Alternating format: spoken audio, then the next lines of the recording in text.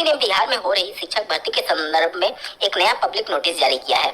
सबसे पहले तो इस पब्लिक नोटिस को लेकर के सोशल मीडिया साइट्स पर बहुत भ्रम की स्थिति बनी हुई है। तो यहाँ पर मैं बिल्कुल क्लियर कर दूं कि ये पब्लिक नोटिस बिल्कुल सही है। आपको बीपीएससी की ऑफिशियल वेबसाइट पर ये पब्लिक नोटिस मिल जाएगी। अभ्यर्थियों को शक इस बात से हो रहा है कि जारी किया गया है 16 सितंबर को और डेट 16 अगस्त पड़ी है। तो हो सकता है कि ये बाई मिस्टेक जब सिग्नेचर किया गया हो तो 9 की जगह 8 बाई मिस्टेक लिख दिया गया हो, लेकिन चूंकि ये पब्लिक नोटिस ऑफिशियल वेबसाइट पर है तो आपको इसे सही मान करके चलना होगा। इस पब्लिक नोटिस में क्या बातें हैं इसके बारे में एक बार जल्दी से बात कर लेते हैं। जैसा कि आपको ज्ञात होगा कि बीपीएससी ने जो पहले प्रोविजनल आंसर की जारी किया था उसे फिर से जारी किया है 16 सितंबर 2023 को। प्रोविजनल आंसर करके उन्होंने फिर से जारी किया, सेकंड प्रोविजनल आंसर की करके जारी किया है। उसी के संदर्भ में यहाँ पर देखिए, उक्त परीक्षा में सम्मिलित मात्र वैसे उम्मीदवार जिनके द्वारा पूर्व में प्रदर्शित औपबंधिक उत्तर पत्र पर आपत्ति दर्ज की गई थी से द्वितीय औपबंधिक पत्र पर पुनः आपत्ति आमंत्रित किए जाते हैं। द्वितीय औपबंधिक उत्तर पर यदि आपत्ति हो तो वे अपने यूजर नेम और पासवर्ड से लॉगिन करते हुए डैशबोर्ड पर 18 सितंबर से लेकर के 20 सितंबर 2023 तक आपत्ति प्रमाणिक स्रोत साक्ष्य के साथ अपलोड कर सकते हैं। डैशबोर्ड के माध्यम से द्वितीय औपबंधिक उत्तर पत्र पर आपत्ति दर्ज करने हेतु प्रति प्रश्न 500 रुपए शुल्क के रूप में देय होगा। ठीक है, तो एक प्रश्न अगर आप ऑब्जेक्शन फाइल करना चाहते हैं तो 500 रुपए प्रति क्वेश्चन आपको देना होगा। ठीक है, और ये ऑब्जेक्शन सिर्फ वही अभ्यर्थी दायर कर सकते हैं जो पहले वाले प्रोविजनल आंसर की पर अपना ऑब्जेक्शन फाइल किए थे। देखिए दूसरे पैरा में साफ शब्दों में लिखा गया है, उक्त परीक्षा में सम्मिलित मात्र वैसे उम्मीदवार जिनके द्वारा पूर्व में प्रदर्शित औपबंधिक उत्तर में आपत्ति दर्ज की गई थी से द्वितीय औपबंधिक स्तर पर पुनः आपत्ति आमंत्रित किए जाते हैं।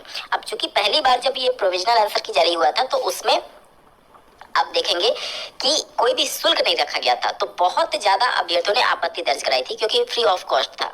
अब यहाँ पर जो आयोग है वो फिल्टर आउट करना चाहता है क्योंकि उनके पास 120 के 120 प्रश्न चले गए हैं आपत्ति को लेकर के। इस वजह से अब ये दूसरे फेज में क्या कर रहे हैं कि जो अभ्यर्थी आपत्ति दर्ज कराए थे उन्हीं को केवल मौका दिया गया है, और सेकेंड प्रोविजनल आंसर की के हिसाब से अगर आपको लगता है कि किसी भी प्रश्न में गलती है तो आप आपत्ति दर्ज करा सकते हैं, लेकिन इस पर फ्री ऑफ कॉस्ट नहीं होगा। पर क्वेश्चन आपको 500 रुपए पेमेंट करना होगा और वही अभ्यर्थी केवल कर सकता है अपने लॉगिन पासवर्ड के माध्यम से, जो कि पहले फेज में उन्होंने आपत्ति दर्ज करा रखी थी। इस शिक्षक भर्ती प्रक्रिया से जुड़ी एक और बड़ी खबर आ रही है जो कि आप अपने स्क्रीन पर देख पा रहे होंगे। न्यूज 18 बिहार के द्वारा ये ट्वीट करके जानकारी दी गई है। सफल शिक्षक अभ्यर्थियों को गांधी मैदान में दिया जाएगा नियुक्ति पत्र। बीपीएससी से रिजल्ट शीट मिलते ही होगी घोषणा। गांधी मैदान में कैंप लगा करके नियुक्ति पत्र देने की होगी घोषणा। 1,70,461 पद के लिए हुई परीक्षा। लगभग 1,32,000 अभ्यर्थी एक बार में बनेंगे शिक्षक। रिजल्ट के बाद पहले सभी को दी जाएगी ट्रेनिंग। दिसंबर से जनवरी में दिया जा सकता है नियुक्ति पत्र।